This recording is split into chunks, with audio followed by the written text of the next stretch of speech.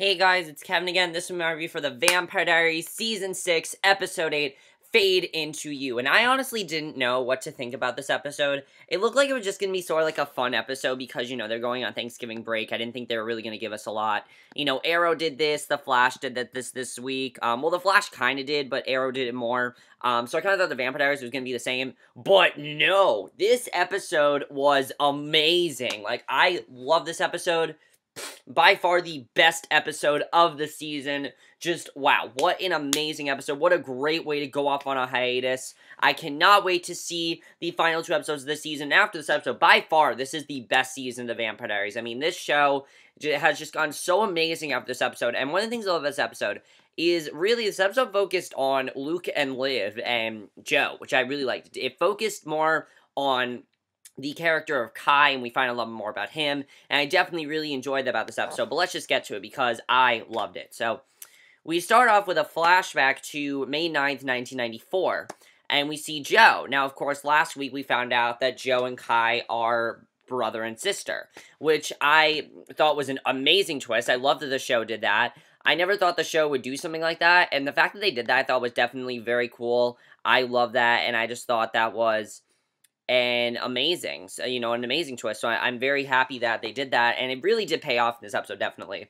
So, and right away, the episode's really creepy. I mean, the guy that plays Kai, everyone has said that this guy is, like, the creepiest villain Vampire Diaries has ever had. I concur. He is extremely creepy. This guy just is so creepy, and he's doing a great job with it. The guy that's playing Kai is doing an amazing job. I don't know who's playing him, but he really is doing an awesome job this season. So, we see little Luke and Liv are hiding behind their bed, and Kai is walking around their house trying to take out his entire family. And I'm like, what do Luke and Liv have to do with this? So Joe joins them. They all hide under the bed, and Kai walks into the room, and he's covered in blood, and the scene changes to present day with Bonnie. So, of course, Bonnie at this point is very discouraged. She just lost her magic. She pretty much just thinks, she's like, you know what, we're not getting back to 1994. There's no way we're getting back to the present and getting out of 1994. Because, that's what he wants to do. He wants to get out of the present and get to 1994. But Bonnie's saying, look, this is not going to happen. We need to think realistically here. So I understand, why she's saying this to him, because he does need to think realistically, because he's not thinking realistically. He's kind of thinking, oh, maybe there is hope, but there really isn't hope if you think about it. There isn't. So he's holding Bonnie captive, and they arrive in Portland, Oregon, and he tells her that he's been in this state for a long time, and by his count, it is Thanksgiving, which is his favorite time of the year. So meanwhile, we see Elena, and she is preparing to tell Liam that she is a vampire, because if you remember, Liam is starting to get very suspicious about what was going on, with Lady Whitmore, how she saved Lady Whitmore, and she's just, randomly better. He doesn't know how that's happening, and he's on to her. So, she is planning on telling him that she is a vampire, which I think is a pretty good twist. I definitely really enjoy that, and I think they definitely are doing a very good job of that, in my opinion. I think that, the way they did that was really good. And Caroline and Elena, they're setting up for this very good event that's kind of like Thanksgiving, but because they're not in Mystic Falls, they really don't have anything to be thankful for. I mean, think about it. The only thing they really have to be thankful for is that they're friends. So what they're calling it is instead Friendsgiving. And they're at their dorm room, and Caroline's trying to convince her to either wipe Liam's memory or continue to lie. She doesn't think that she should tell Liam, because she's like, you never know, he might not know. But, Elena knows that she has to tell him, because she wants to be nice to him. She thinks that she has genuine feelings for Liam. So Alaric, Damon, and Stefan, they have gone out on a journey of their own in search of the Gemini coven. Because, of course, Alaric got a lot of information from Joe at the end of last week's episode, and he's very interested in seeing what she's talking about with the whole spleen wound and everything, and he gives Elena and Caroline the good news about Bonnie, and the two couldn't be any happier, because, they thought that Bonnie wasn't going to live, but basically Alaric tells them that there's a chance that Bonnie could live. He says, look, I just want you to know that there's a chance that Bonnie could live, everything could be, is going to be good there, and I thought that was definitely a very well done scene, because you can see that, I mean, think about it, when Elena's memories were wiped, and she didn't really think of Damon anymore. The thing she was most upset about was losing Bonnie. Bonnie was one of her best friends, so you can definitely see that hope in their eyes. It's amazing to watch. I thought that was a very well done scene. And Alaric and Damon, they're teasing Stefan about Caroline, and it makes sense why, because, you know, Caroline completely rejected him, and I love that Damon's just, like, you know, totally teasing him. It's hilarious to watch, you know, a guy and his best friend harassing his brother, and that's hilarious stuff, and that's classic Vampire Diaries. I love that, definitely. So they walk up to the spot where Stefan once ventured to, and they happen to be in Portland, Oregon, which is, I thought this was interesting. That's the same exact place that Kai and Bonnie are in the other world. And we also find out that Stefan was not invited to Friendsgiving. Damon and Alaric were, but Stefan was not. So it makes sense why, of course, because, you know, he's not in a good place with Caroline right now. So Kai brings Bonnie to the house that's supposed to be in what is now an empty space. And he leads her into the house where he went on his stabbing spree, you know, on his killing spree and everything that we saw in the beginning of the episode. And that was definitely a very intense scene. I didn't know what was going to really happen there. I was like, okay, this is definitely very intense. And the thing about this episode is a very slow-moving episode. Like, you don't really know what's going to happen. You can tell that something's going to happen, but at this point, the episode's kind of like, I don't want to say lighthearted, but it's not as intense as it gets. When I say this episode gets intense, it gets intense. Like, this episode gets really, really intense, and I'll talk about how intense it gets in a second. But basically, he takes her, as I said, he takes her to that place, you know, he takes her there, and then we see that Damon's continuing to mock, you know, Stefan and everything. He's still mocking him. It's hilarious to watch. I mean, it's a really funny scene. It's great to watch Stefan harass his brother. That's just classic Damon right there. And he, you know, he makes the magical bear, like, talk to him. And the magic bear actually reveals something quite odd, that the house is actually invisible, and there is no house. They're not actually there. Because basically what ends up happening is as they're walking there, they see that, you know, they're trying to figure out what's going on with the bear and everything, and I thought that was very interesting what they find out. So, the feast is all set up. Liv and Tyler arrive, and Liv brings the stuffing, which Tyler accepts. And, of course, Liv and Tyler, they really want to, you know, make the most of this time they have together, which makes sense, of course, because last week Liv find out that her and Luke might be leaving, you know, might be leaving to go back to their home, which she doesn't want to happen, but Luke says, you know, what's got to happen has got to happen, so it makes sense why he's saying that, but at the same time, like, she does not want to go, obviously. So I really did feel bad for Liv. I did definitely feel bad for her because of that. And the thing I love about this episode is that they really made us care more about Liv and Luke, and I'll talk about why, but basically, okay, where was I here?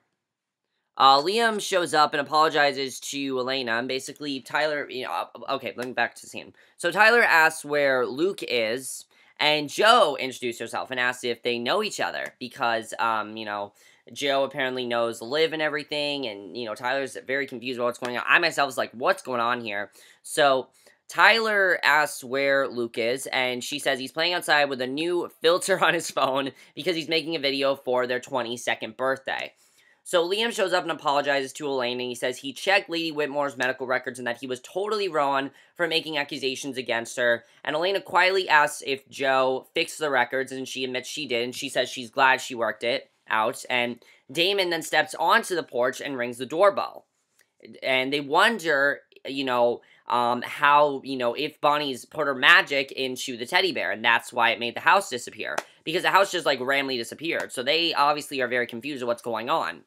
So, Damon says that he thinks that she did it to keep Kai trapped, because, you know, that's why he thinks she did it. And no one answers the bell, and Damon finds he can't get inside since he's a vampire. And Alaric goes inside, and he heads upstairs. And Bonnie and Kai are in another time in the kitchen of the house. He tells her, do not touch his pager, snatches it from her hand. I'm like, okay, what is he hiding on that pager? Definitely he's hiding something there. And I'll talk about what he's hiding there because it's really big. And Bonnie tells him that they will be stuck forever since she locked up her magic. And she says they should split the world and leave each other alone. She says she will never like or trust him. And he agrees, which says so long as they have one last dinner together and talk. And he says he'll even let her take the car. He promises her, I'll let you take the car. I'll let you, you know, do what you want. And we don't have to see each other anymore. Because he's pretty much figuring, you know what, this really isn't going to work. But I didn't even know if I could trust him at this point. Like, I do not think I trust Kai right now. So Liv is being very bitchy at the Friendsgiving. Caroline's trying to make it like this whole big like, extravaganza and everything. And Luke is like so concerned in these like videos of him and Liv, and Tyler asks if she's okay, and he shows the group a video, and that's when the episode completely changes. This is probably the most crucial scene in the episode, because this is when the tone of the episode completely changes. Before, the episode was all sort of like lighthearted and, as I said, slow moving, but here, this is when the tone completely changes the episode, because Joe looks at the video, and she's asking what they're watching, and Elena says it sounds like her voice, and we find out that Joe is Luke and Liv's sister, which makes sense, of course, because we saw Luke and Liv in the beginning, somehow they were related, and it all really does make sense now why they've kept Luke and Liv on the show, because I myself is like, I kind of understand why, but it seemed like they were only keeping Liv on the show to be a love interest for Tyler, and for Luke to just be like her funny sidekick. That's what it seemed like they were doing. But no, that's not what they were doing. I think that's genius writing right there, what they were doing. The way they were keeping this under wraps was really cool. I had I didn't even think about it. I mean, it definitely makes sense, because, they're witches, she's a witch. I didn't even think about them possibly being related, but, it's really cool the way we found that out. So, Alari comes back out of the house and shows them that Joe lived there as a kid, and Damon points out Kai next to her and assumes it's her brother. And he's freaking out because, of course, he knows how powerful Kai is. He knows what Kai will do, and he's very concerned about Joe. He doesn't want anything bad to happen to her. So, a man is in that house, and he asks him about Kai. And the guy says he's Joshua, and that Kai is his son, which is Kai's father. And he shakes Damon's hand and says an incantation, and they both disappear from sight. He puts his hand on Damon's head, causes him some terrible pain, he collapses. The house disappears from Stefan and Alaric's sight. They have no clue what's going on. And that was just like, what the fuck did he just do? Like, I was completely, like, I had no idea what was going on there. So, Caroline is then, very interested in finding out what's going on with Joe and everything. And for this part of the episode, it's basically kind of like Joe revealing stuff about what, Kai did to them and everything. I thought this was very good because it got us to find out more about them and kind of made me really like Joe as a character. I mean, I already really liked her character, but this episode really made me just love everything about her character. And I thought she did an amazing job here. So Caroline asks how they all end up at the same college, and Joe says that Sheila Bennett helped them, who of course is Bonnie's Grams, and Joe asks Sheila, says Sheila helped the coven put Kai away, and Kai is Joe's twin. So that definitely makes sense, it definitely does make sense there, because Joe and Kai are roughly the same age. It makes sense why he is, her twin. And Liam comes in, asks if they said coven, and they cover and says it was over, and says it was oven, because, they don't want to reveal to him anything supernatural. And Caroline compels him to leave to look for a corkscrew, and Joe says in their family, twins are in line to be leaders, and so Luke and Liv were a threat to him, and she says as long as they were alive, he wouldn't be the leader. So we cut to a flashback, and we see Kai, when Kai went on the killing spree. Joe says she used magic to hide the twins, and again, very, very creepy stuff here. He lifts the bed, he sees only his twin sister, not the twins that lie with her. She says Kai was born without his own magic, and we see him asking her where the kids are. And she says he could draw magic from others, but had none of his own. Now, this makes sense why he wants Bonnie's magic, because he doesn't have any magic. He said to them before, oh, I don't have any magic. Well, he never did. So, it makes sense why we're finding that out now. I thought that was definitely very well done. It really makes us realize, some very interesting things about his character, which I personally really liked. So she says her parents knew he was unfit to lead because of the way he behaved, so they kept having kids until they got another set of twins, and then she says he snapped. That's when he snapped, basically, is when they had Liv and Luke, and he demands to know where the twins are, goes after them with a bat, and Damon wakes inside the house, and Joshua says he just needs some information from him. He asks how he got out of where Kai was trapped, and Damon says it was the strangest 4 months of his life, and since Bonnie's still trapped in them, he talks about all that, and he says he'll tell him everything he wants to know, but wants the Ascendant. And Joshua asks why he would give him the key to Kai's prison, and Joshua tells him he found 4 of his kids dead, 1 impaled and 2 running for their lives. And Liv then says that Joe dodged a bullet and Kai is in the time prison, and Caroline tries to get them to eat, and Liv's getting snippy with her. She walks away, and Joe explains that after their 22nd birthday, the twins have to merge their power, and it all goes to the strongest twin, and the weaker one dies. So I was kind of thinking that they were going to keep Liv and get rid of Luke, because Luke, he is a good character, but he is the weaker one. I mean, Liv is clearly the more powerful one here. I mean, we've seen that Liv is very powerful. We know what Liv can do, and you know, she's the more powerful one, definitely. So, basically, they are facing one of them having to essentially kill the other, and Liv is devastated, and so is Luke. They don't want to have to do this. So, Liv pours herself some straight vodka at the bar when Tyler finds her, and their Thanksgiving dinner, basically, it's over. There's no Friendsgiving dinner. It's not happening. So, basically, he says that Caroline's looking for her to apologize, and he also asks why she didn't tell him about the birthday ritual. And she says it's too, you know, screwed up, and he tells her she should not merge, and he offers to help her, but she says he can't, and says when she looks at him, she feels what she can't have. And she says in March, she either dies or has to live with the fact that she kills her brother, and she asks how he can help with that. And I thought this was just a very well done scene, in my opinion, definitely. I really, really like that, and it just makes her character so much more interesting. And I gotta say, I love Liv's character now. I liked her character before. I liked that she was playing hard to get. I liked she was just sort of a fun character. But now she has a real big purpose on this show, which I really like. I never thought they'd make a character like Liv, who seemed to be so, like, wooden last year, not too much of a personality. You give her a personality, give her more to do, and she's actually a very interesting character, and it's very well done, in my opinion. I thought they did a great job with that scene. So, Joshua lights some candles, explains the whole merge thing, and he tells Damon that and this was really interesting. He says to him, if Kai gets out, he's going for Joe. He's going to suck up her power, take over leadership of the coven. That's what he wants to do. He wants to get Joe's magic. So I think that's really interesting, definitely. So Damon says he'll kill Kai if he gets out and says it's simple. And Joshua says he can't risk Joe's life. And I'm like, so if he kills Kai, is Joe going to die? I was thinking it was one of those kind of things. Sort of like when you kill an original, anyone that, you know, was turned to a vampire by that original dies as well, sort of like that, but, I'll explain what's going on there in a second. But Alaric calls Joe and tells her that he met her dad, and Stefan fills Elena in on a separate call, and he asks why he wasn't invited in Friendsgiving, even though everyone else was, and it's understandable why he wasn't, because she tells him he and Caroline need to kiss and make up, and Elena says she had to take Caroline's side, and she also, Stefan knew he could trust her with the secret of what he was when he first told her he was a vampire, and of course, when she said this, I'm like, she's definitely going to tell Liam. There's no questioning here. So he tells her how he was in love with her and everything. It's a very sweet scene. And then Joe tells Alaric that her dad will do anything to stop them from opening up to Kai's prison. And she says she has the ascendant. Joe collapses. You know, we see, like, this, like, weird thing going on with Joe. She suddenly just collapses. She says something's wrong. And basically, her dad is doing some sort of spell while looking at the photos of her in a locket. And this was just an amazing scene. I love this way this was done. The effects in the scene were just so amazing. And she's just like to them, my dad's trying to kill me. And that was amazing the way she said that.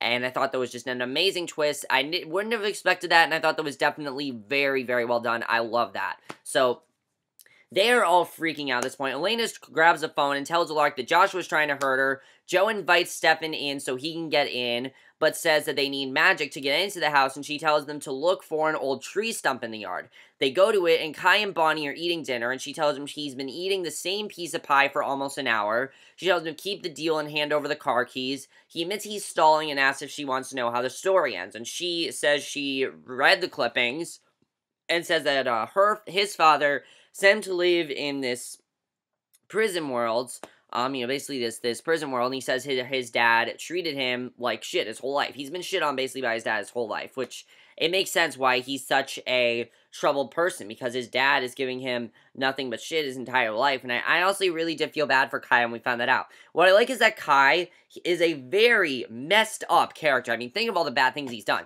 He's a serial killer, and I agree with everyone said. He is the best villain that they have ever done, and it's interesting because it's the 6th season, when a lot of people have said that the show is not as good now. But what I like is that Kai is keeping it fresh. He's keeping it interesting. He's keeping it so, you know, it's really interesting. He's keeping it so you're into it. And I love that they're doing that, because it makes me really love what they're doing with it. I think it's just an amazing twist, and it's just making his character more and more interesting, definitely. And, you know, even though he's so screwed up, you somehow care for him. And it's so well done the way they do that, definitely. And I love that they just try to get us to care for every single character on this show. And, you know, last year, Marcos, he wasn't that good of a villain. He didn't have much of a motive. Kai has a definite motive. He has a big motive. His father's treating him like crap all his life, and he wants to get out of it. So, basically, and basically Joshua says that if Kai has a Bennett witch with him, he'll get out eventually. So, you know, that's huge, because he's with Bonnie, obviously. So, he'll eventually get out. So Damon asks if he's just gonna kill Joe, and Joshua says Coven came first, and he attacks Damon with magic. Then Alaric finds the knife in the stump Joe told them about, and Stefan throws it at the house, lands on the porch, and the house appears. So the house was gone before, now it's here. And Joshua's about to stake Damon when Stefan zips in and pushes him away. Joshua magics himself away, and it's gone. So Damon asks if they've heard from Joe, and she's down and hurting, and Liam tells Elena to tell him what's going on, and I was pretty sure she was just going to tell him in this scene, but she doesn't, because Liam tries to help Joe, opens her eyes, are completely blood red, he says to call 911 when he starts CPR, and Elena tells him there's no time, because obviously, if he calls 911, there's nothing they can do. Seriously, this is a immortal we're talking about. There's nothing they can do about immortals. There's no immortal hospital. You know, she bites her wrist, and I thought this was an amazing scene. It looks like Joe is going to die. I honestly thought they were going to kill off Joe in this episode, but I'm happy they didn't because I love what they did here. She bites her wrist, puts it right into Joe's mouth, and Liam asks what she's doing. He sees the hunger marks on her face, and she tells him her blood will heal her. Joe comes to and says she's okay. Liam is stunned. He has no idea what Elena just did. You know, he's completely just like, I have no idea what's going on. You know, he's freaking out. He tells her to go get her, you know, he says to go get her a glass of water, and, you know, they kept trying to get Liam to, like, basically cover up things, but he tells her to stop. He's not, you know, gonna just go away this time. He wants to know what's going on, and he wants her to be straight with him, because he can tell something's going on. He just wants to know, okay, what's up? What are you hiding here? And I think this scene was definitely very well done, because basically she says it doesn't matter, and she says she likes him, but her life is complicated enough as it is. She steps closer and tells him he won't remember anything about tonight or dating her, and she tells him that she's a vampire, but she basically compels him, so he won't remember anything about tonight or dating her, and she compels him to go, and he does. So I'm pretty sure that's the end of Liam. I don't think we're going to see him that much anymore. I liked his character, but I'm happy that she did that, because she can't have Liam in her life right now. She can't have too many people in her life. You know, I think that she definitely does want to get those memories back, and we'll talk about why I think that is in a scene we got a little bit later, which I'll talk about. But we then see a flashback scene, and this is probably the creepiest out of all of them. This was, like, the creepiest scene we saw of Kai, because Kai's literally, like, he's like, Olivia, Luke, where are you? And basically, that's literally how he said it. I'm not kidding. That's how he said it. So we see back tonight where Kai was after Joe. She put her magic in the knife he stabbed her with, and then hit it down in the stump in their front yard. And she tells him to stop and says she'll do it. And then she'll merge with him if he won't hurt anyone else. And Kai tells Bonnie that Joe agreed, but they needed an eclipse to power the merger. And the coven gathers to perform the ritual. So she asks if he knows what to say, and they hold hands and do the chant, and Kai says he doesn't feel anything. He repeats the words again, still nothing, and he asks her what she did and why he can't feel her magic, and he asks why none of the coven is saying anything. Joshua's starting to chant. Kai falls to his knees, screaming in agony. He has the ascent in his hand while he chants, and he says his dad tricked him, used the power of the eclipse to send him there. And Kai says it makes no sense, and this was just so amazing we found that out. We find out how Kai got to, the afterlife, basically. We find out how he got there. He wasn't killed, we find out. He was sent there because his dad tricked him. So, basically, Kai never died, and I think that's an awesome twist that Kai, basically, we found out never died, and I thought that was definitely very well done. And again, it makes us really care for his character. And he's definitely one of the most interesting characters on the show by far. And I'm going to be really sad when he goes. I know his arc's going to be over in 2 episodes, but I'm going to be sad when this guy goes. Because this guy is just, oh my god, he is just the best part of the show right now. I don't care. He's the best character in the show right now. I don't care. He says it makes no sense that Bonnie's magic would just disappear. Obviously, it doesn't make sense. And he says that made him realize his sneaky sister did the same thing. So he pulls the knife out of the stump, says the knife is still full of magic. He holds it, channels in, the knife levitates. He says he sucked up all the magic out. And Bonnie's like, okay, good for you. And she says he needs a Bennett witch to do the spell, but he says he thinks he can do the spell since he's seen her do it twice now. And when he said what he was going to say, I'm like, this is not going to end well. He says he just needs Bennett blood, and then stabs her in the stomach with a knife to where shit seems like she presumably dies. It looks like they finally kill Bonnie.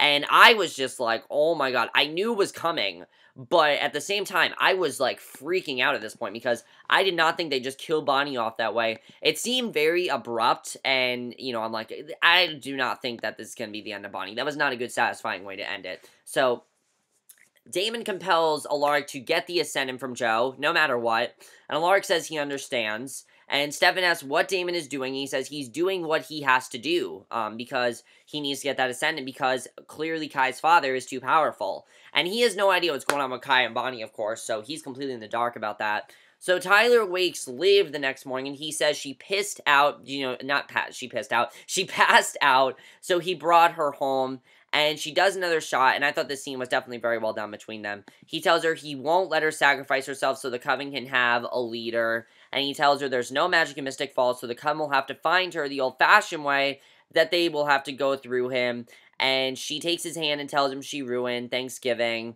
and he tells her he won't let her die and that they'll find another way. He cuddles her up against her and comforts her, and that was a really sweet scene, I gotta say. So now she's in Mystic Falls, where she is not going to be able to use any magic, and I think that definitely is very well done, because this is definitely what Liv wants. She wants to be away from the magic. She needs to be away from the magic, because if she's away from this magic and everything, then it's really a good thing for her in the long run, which I'm happy that Tyler took her back to Mystic Falls. Definitely very happy about that.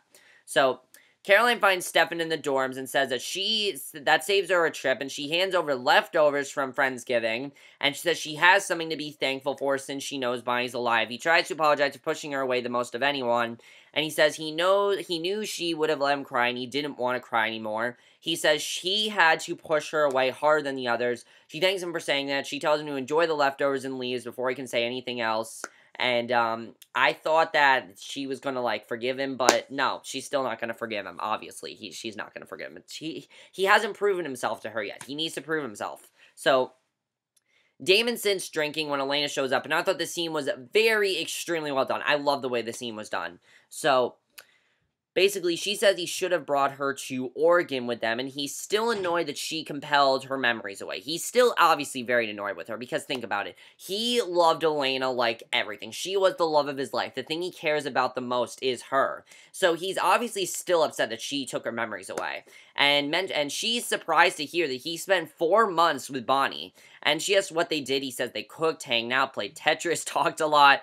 She says she's happy the two of them had each other, and he tells her that Bonnie sacrificed herself to bring him back, and he says she listened to him talk for hours too, and he says Bonnie made sure he took the opportunity to come back. She asks what they talked about, and he asks what she thinks. She tells him she broke up with Liam. He asks if the future doctor wasn't good enough, and he asks what went wrong. And she asks what does he think, and tells him she's at a crossroads and can go live her life the way she should and be safe and successful. And once again, he doesn't want really to be with her right now. He wants to just leave her so she can move on with her life. But you can see that Elena now, I like the way this is going.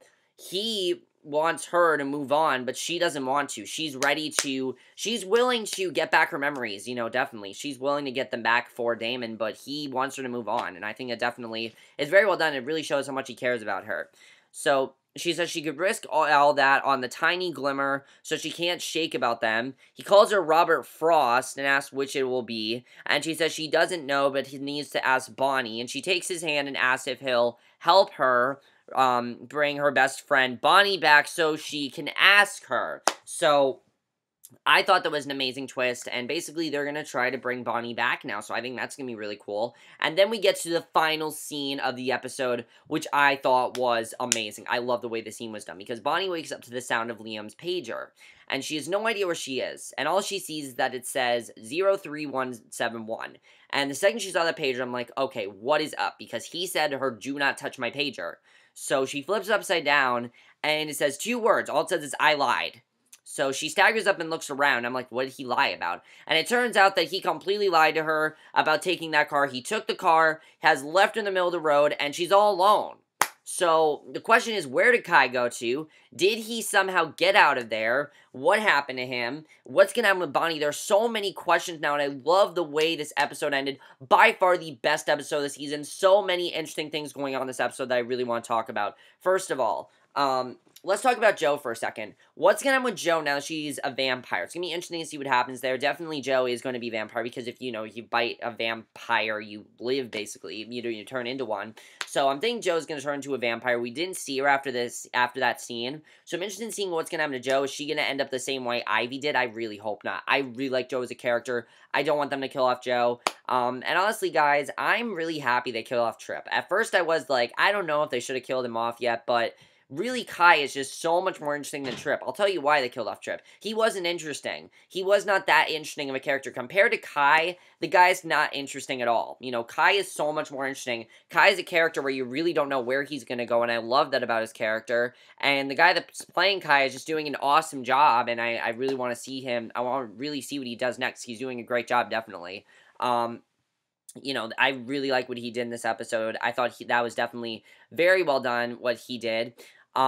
I loved seeing, you know, Damon is definitely, I really like seeing that Damon wants to move on from Lane, but she doesn't want to. It's going to take some time, definitely, for her to get those memories back. I'm thinking that he's not going to, you know, basically, he's not going to listen to her until she decides to get those memories back, and when she does, then he's going to be like, okay, maybe I'll listen to you now. But he's still, I don't think, going to be 100% on board with it, because he obviously just wants her back. That's what he wants. He wants her back to normal, and it's not going to happen. Are they going to try to bring Bonnie back? Is that going to be successful? What's going to happen to Bonnie? Do you think she can get out of 1994 now? Do you think she's going to be trapped there? Liv and Tyler, I love seeing basically Liv, you know, losing her magic and basically her trying to be like a normal person. That's going to be interesting to see what happens there, definitely. But I kind of feel like Liv's not going to get out of this that easily. Liv is going to somehow have to deal with killing her brother. I don't know how she's going to, but I feel like she's going to have to deal with it. I don't know how, but we'll have to see what happens there. And I guess the only other thing I'll talk about, let me think of, is Caroline ever going to forgive Stefan for what he did? It seems like at this point she's really not going to forgive him, really wants something to do with him. I do think they will eventually forgive each other, but I just don't think now she will. I feel like he's done too much that she just can't forgive him. So I'm very interested in seeing what's going to happen there. Let me know what you guys saw this episode. I thought this was by far the best episode of the season. I loved it. I know this was probably my longest review of the season. It was the best episode of the season. It was the best episode since the finale, and it was probably one of the craziest episodes by far, which really makes me interested in see how the mid-season finale is going to go, because if they can give an episode that's this crazy, then I'm interested in seeing what's going to happen in the mid-season finale, definitely. But that's my review. Hope you guys enjoyed. Let me know what you guys saw this episode, and I will see you guys in my next video, which will be my review for tonight's episode of Rain, and I will see you guys for that. Okay, bye.